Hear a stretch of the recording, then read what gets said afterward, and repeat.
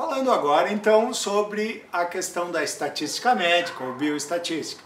A primeira dos conhecimentos que convém revisar são as medidas de tendência central ou de dispersão.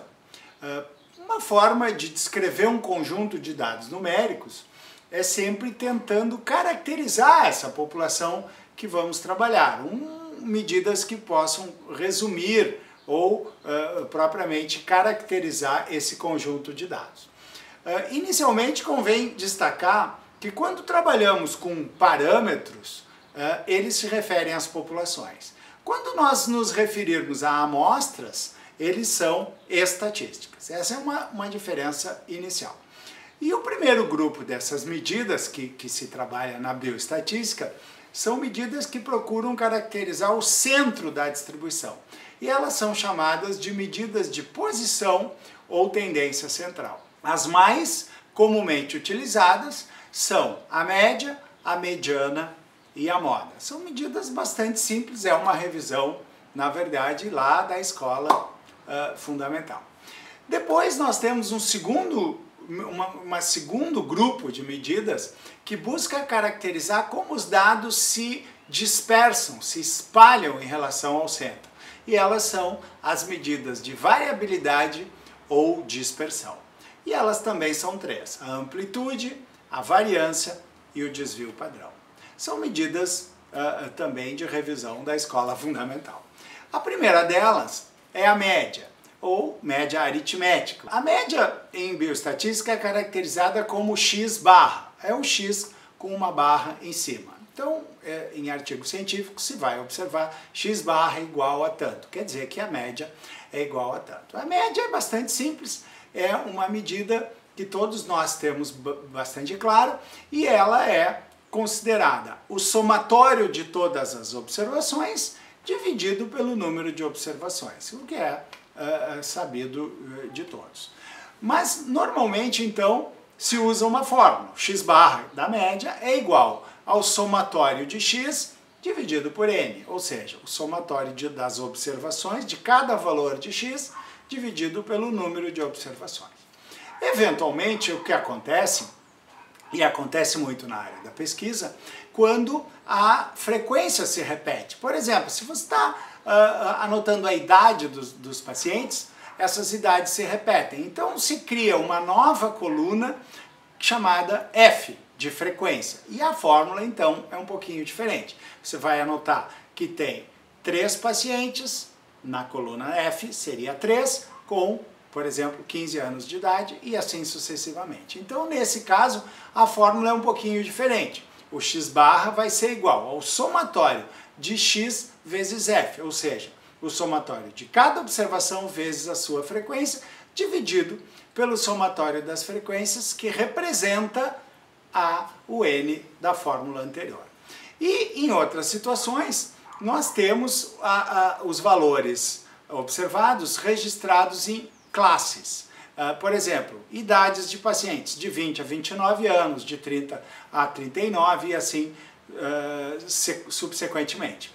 E o que nesse momento nós vamos ter uma nova fórmula. O x barra vai ser igual ao somatório dos pontos médios de cada intervalo de classe multiplicado pelas suas frequências. Então você vai botar, por exemplo, que tem 10 pacientes com idades que variam de 10 a 19 anos. Então você vai ter na frequência o número de pacientes desse intervalo de classe e o ponto médio seria a média aritmética dos dois extremos. E aí você calcula, então, usando a fórmula, o somatório de cada ponto médio vezes a sua frequência dividido pelo somatório das frequências. E aí nós temos, então, 3 fórmulas bastante simples para calcular a média.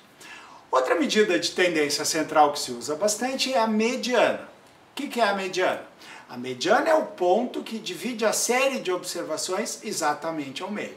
Mas cuide, lembre-se que para o cálculo da mediana, primeiro, você vai precisar colocar os dados em ordem crescente. E, a partir daí, a mediana será o número que divide a série ao meio. Claro que se essa série contiver um número de observações ímpar. Caso o número de observações seja par, você vai fazer a média aritmética dos dois pontos e números centrais. A fórmula para cálculo da mediana é bastante simples. MD de mediana vai ser igual ao N mais 1 dividido por 2. Só que cuide, o N é o número de observações, você soma 1 e divide por 2. E essa fórmula, ela dá a posição que ocupa o número que representará a mediana. Então cuide, essa fórmula não dá direto o valor da mediana, e sim, primeiro, colocar os dados em ordem crescente, aplicar a fórmula e observar qual número estará ocupando a posição que o resultado da fórmula nos deu. E a terceira medida de posição ou tendência central que se usa é a moda. Moda é o número que se repete mais vezes que os demais. Aqui há uma exceção. Existem distribuições que se chamam de amodais, cuja característica é não ter moda. Ou seja, não há um número que se repete mais vezes que os demais. Então, você vai chamar essa distribuição de amodal. E essa distribuição, quando tiver um número que se repete mais vezes que os demais, ela é considerada unimodal, quando um número, então, representará a moda. E a exceção é que existem distribuições bimodais.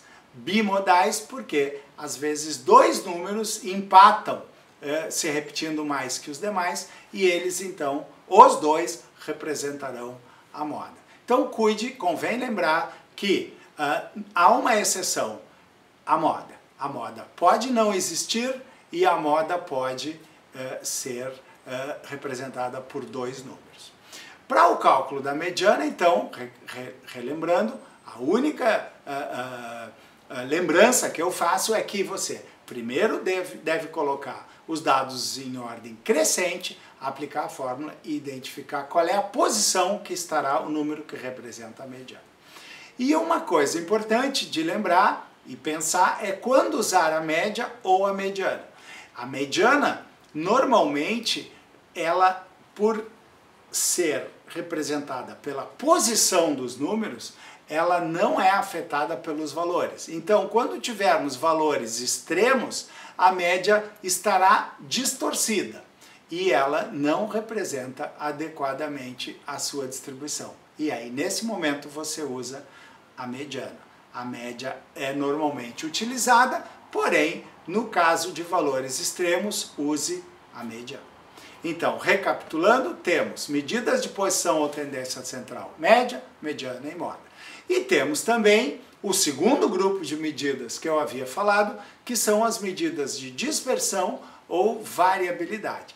Essas medidas são calculadas para nos dar uma ideia justamente de quanto os dados se espalham em relação à sua média.